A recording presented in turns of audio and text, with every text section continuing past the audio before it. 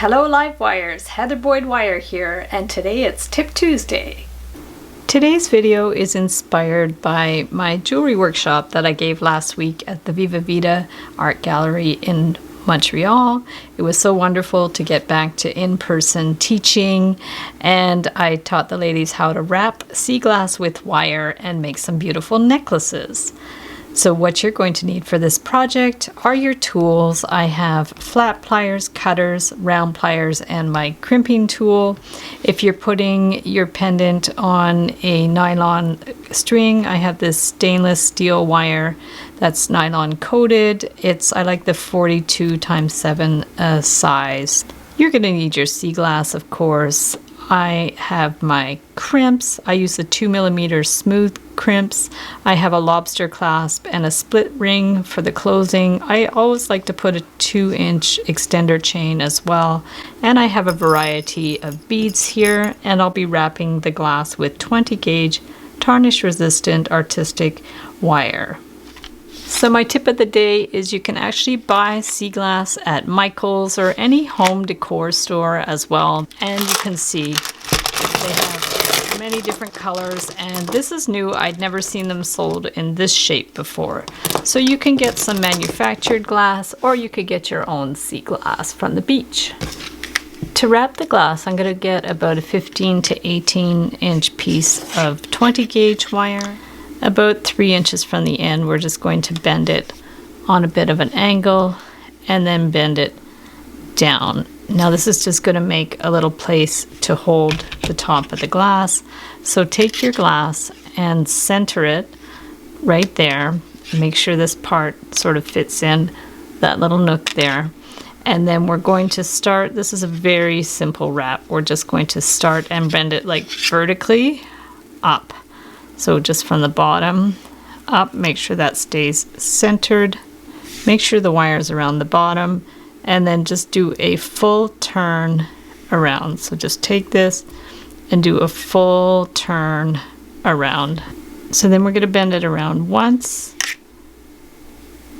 and then to the front again. And if you want to add beads, you can add the beads in there.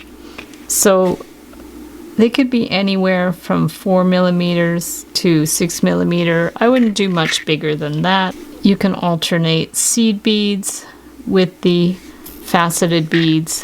There's like a little clear one. You can put a miracle bead on there. And then you can put another faceted bead. So 4 beads looks nice. And then we're going to bring it around again.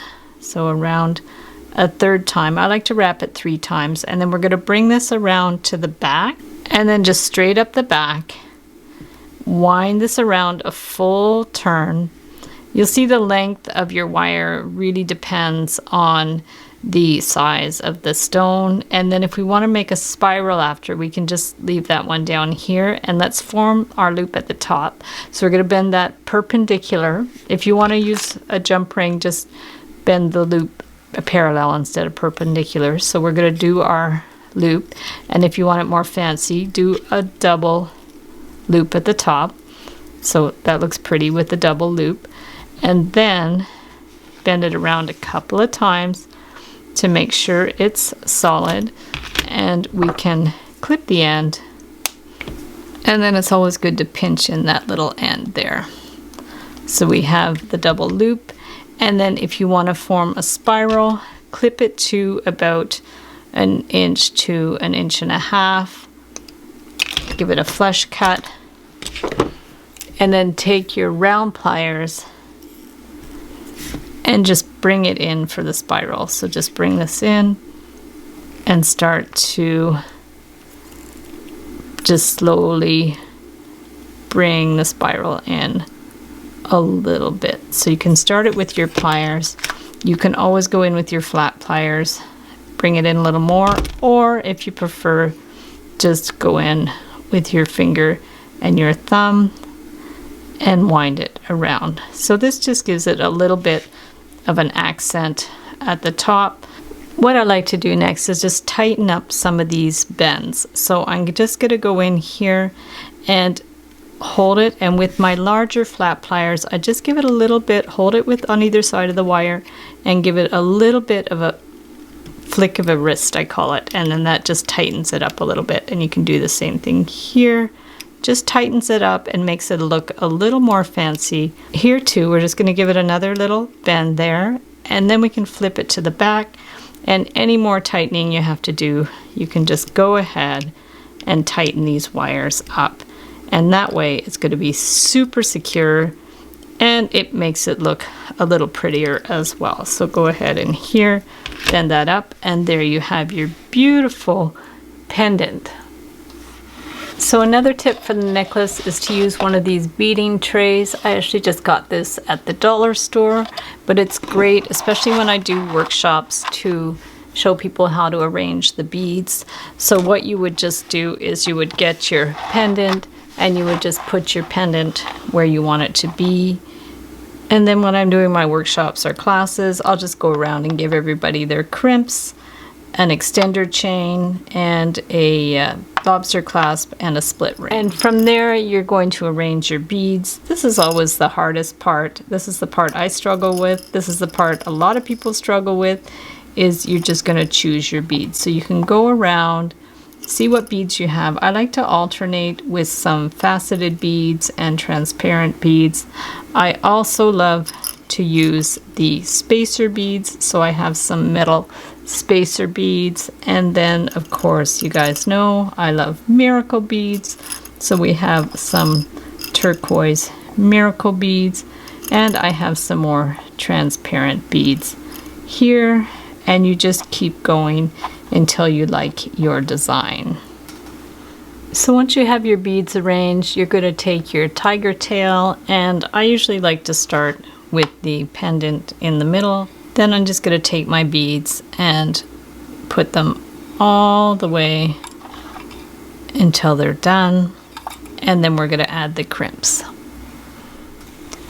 If you're worried about beads coming off one end, you can always do a little crimp on one end so you don't lose your beads. Sometimes I do that when I do kids workshops, and then I'll get them to work from left to right. So once you have your beads on there, we're going to put a 2mm crimp on either side, and you want to hold the two ends together, and we're going to center it, and then we're going to crimp those beads. So I'm just going to use my flat pliers just so they don't all come tumbling off. And if you have crimping pliers, you can definitely go in with your crimping pliers. So basically for the crimping pliers, you just put them in the second notch, give it a good pinch, and then you turn it and pinch it with the other section, and it bundles up the crimps like that. So then to put on the clasp, you just put the crimp on. You can put 1 or 2 crimps depending on how heavy your piece is.